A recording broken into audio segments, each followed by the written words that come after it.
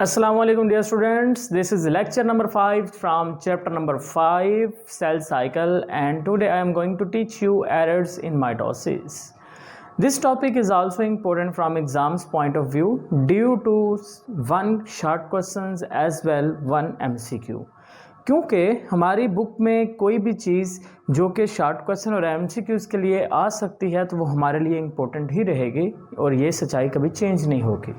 तो चलिए स्टार्ट करते हैं एरर्स इन माइटोसिस। यानी कि माइटोसिस हमने प्रीवियस लेक्चर में देखा कि वो ज़रूरी बहुत है, लेकिन अगर माइटोसिस में गलती हो जाए तो सोचने की बात है। अगर माइटोसिस में गलती होती है, कोई एरर होता है, तो उसका रिजल्ट क्या होगा? उसका रिजल्ट बहुत खतरनाक है और उसको हम नाम दे देंगे this one is known as cancer. क्या नाम देंगे? कैंसर का नाम देते हैं। अब कैंसर होता क्या है?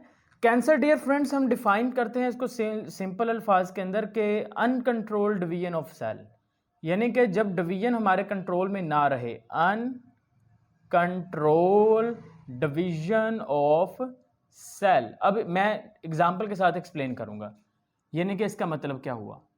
इसका मतलब डियर स्टूडेंट ये हुआ कि मेरे पास एक सेल है, this one is a cell. इस सेल को 10 मिनट में या एक दिन के अंदर, हम एक दिन कर लेते हैं, इजी कैलकुलेशन करते हैं। इस सेल को एक दिन में सिर्फ एक बार डिवाइड होना था। वन डे में इसको कितनी बार डिवाइड होना था? एक बार डिवाइड होना था।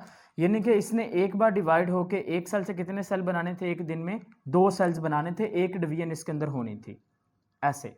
लेकिन हुआ कुछ इस तरह से कि बेटा इसका जो जेनेटिक मेकअप था ना, जो कि इसके न्यूक्लियस के अंदर मौजूद था, उसके अंदर ना कोई तब्दीली आ गई, कोई म्यूटेशन हो गई। क्या हो गई? म्यूटेशन। म्यूटेशन कहते हैं गलती को, यानी कि माइटोसिस करते वक्त इसका जो न्यूक्लियस है, उस न्यूक्लियस के अंदर क्या हो गई? गलती हो गई, म्यूटेशन हो गई। अब इसने एक दिन में एक इसमें डिवीजन होनी थी ना, एक डिवीजन के नतीजे में 2 सेल्स बनने थे।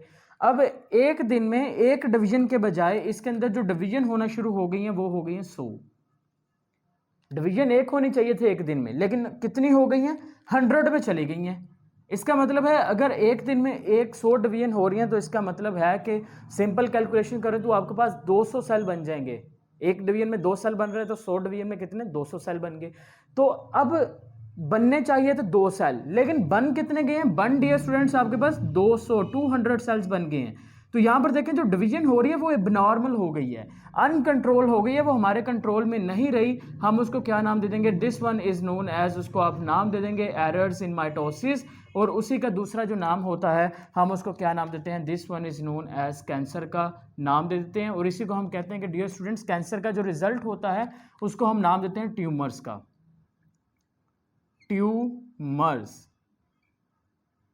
ट्यूमर्स बन जाती हैं बॉडी के अंदर। आपने बॉडी के अंदर समटाइम महसूस किए होंगे गिल्टियां जिसको बोलते हैं, उसी को ट्यूमर्स कहते हैं। तो डियर स्टूडेंट्स यहाँ पर ट्यूमर्स के बारे में आप एक चीज जान लें कि ट्यूमर्स जो होती हैं ये भी डिफरेंट टाइप्स की होती हैं। कुछ ट्यूमर्स खतरनाक होती हैं, कुछ ट्यूमर्स खतरनाक नहीं होती। अब खतरनाक कौन सी होती है और खतरनाक कौन सी नहीं होती, दोनों में फर्क क्या होता है? डियर स्टूडेंट्स एक जो ट्यूमर है उसका नाम होता है बिनान ट्यूमर। कौन सी ट्यूमर? बिनान ट्यूमर। और जो दूसरी ट्यूमर होती है उसको हम नाम देते हैं मैलिग्नेंट ट्यूमर। Malignant tumour. अब दोनों को हमने डिफाइन कैसे करना है, इधर वाली साइड पे चलते हैं। देखें बिनान ट्यूमर, एक ऐसी ट्यूमर जिससे आपको खतरा नहीं है, उसको क्या नाम दे देंगे? उसको आप नाम दे देंगे बिनान ट्यूमर का। यानी कि सपोज डैट अगर मैं फर्ज करता हूं अगर मेरे इस हाथ पे ट्यूमर है ना, और वो 2 साल के बाद या साल के बाद ही इसी हाथ पे रहे, मेरी बॉडी के बाकी पार्ट्स पे अगर ट्यूमर ना बने, अगर ट्यूमर इधर है तो 1 साल के बाद वो ट्यूमर यहां ही रहे, यानी ऐसा ना हो कि यहां पर भी ट्यूमर मौजूद है 1 साल के बाद इधर भी बन जाए इधर भी बन जाए। तो इस तरह की जो ट्यूमर होगी उसको हम बिनान ट्यूमर नहीं कहेंगे। और बिनान ट्यूमर एक ऐसी ट्यूमर जो यहां पर अगर बनी है तो 1 साल के बाद भी यहीं पे रहे, बॉडी के बाकी पार्ट्स पर ट्यूमर ना बने, उस ट्यूमर को क्या नाम दे देंगे? This one is known as, उसको आप नाम दे देंगे बिनान ट्यूमर। और ये जो ट्यूमर होती हैं डियर स्टूडेंट्स ये कैंसर काज नहीं करती। These tumours don't cause cancer, do not cause cancer. और दूसरा पॉइंट आपने क्या लिखना है? Not spread to other parts of the body, not spread to other parts of body, और ना ही ये बॉडी के दूसरे हिस्से पे फैलेंगी। हम उस ट्यूमर्स को क्या नाम दे देंगे? बिनान ट्यूमर्स का नाम दे देते हैं। अब दूसरी जो ट्यूमर होती है डियर स्टूडेंट्स, यहाँ पर उसका नाम क्या है? Malignant tumour. इसका मतलब ही होता है कैंसरस ट्यूमर।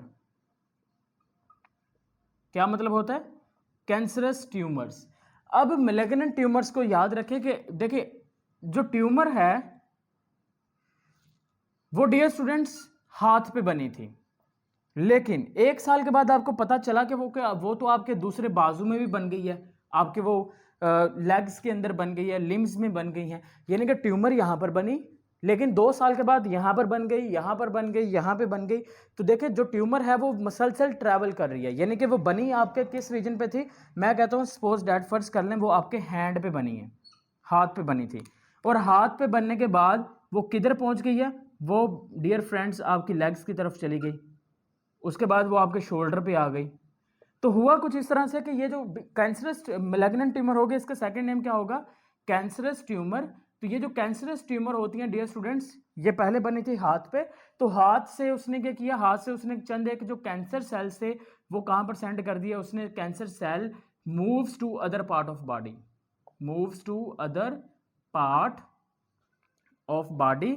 बॉडी के वो कैंसरस सेल दूसरे हिस्सों पे जाएंगे, और जब वो दूसरे हिस्सों पे जाएंगे तो वहां पे जाके भी वो क्या करेंगे? कैंसर काज कर देंगे, और उस तरह के ट्यूमर को नाम दे देंगे मैलिग्नेंट ट्यूमर्स। देखें हाथ पे बनी, हाथ पे बनने के बाद हाथ पे जो ट्यूमर थी ना, उसने अपने कैंसर वाले सेल्स कहाँ पर भेजे? उसने अपने कैंसर सेल भेजे लेग्स की जानिब।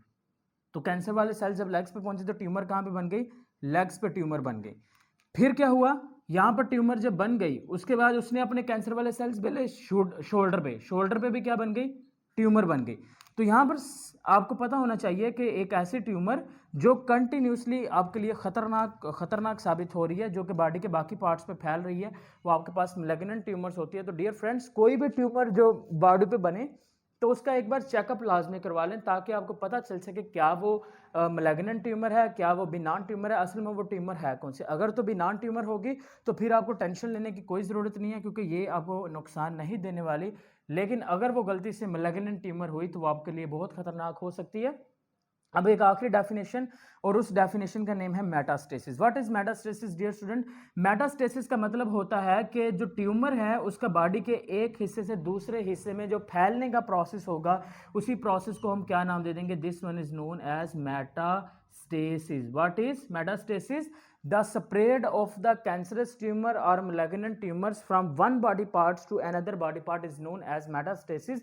यानी कि कैंसरस ट्यूमर का बॉडी के एक हिस्से से दूसरे हिस्से में जो फैलने का कुल मिला के जो प्रोसेस कहलाएगा, उस प्रोसेस को क्या नाम दे देंगे? उसको आप नाम दे देंगे मेटास्टेसिस का नाम दे देंगे। तो दैट्स इट, ये आपका जो एरर्स इन माइटोसिस है वो कंप्लीट हो गया है। इंशाल्लाह नेक्स्ट लेक्चर में आपको हम करवाएंगे मियोसिस वाला, और अगेन उसको भी हम डिटेल में देखेंगे, क्योंकि वो भी आपके लिए बहुत इंपॉर्टेंट टॉपिक है। स्टे कनेक्टेड एंड अल्लाह हाफिज़।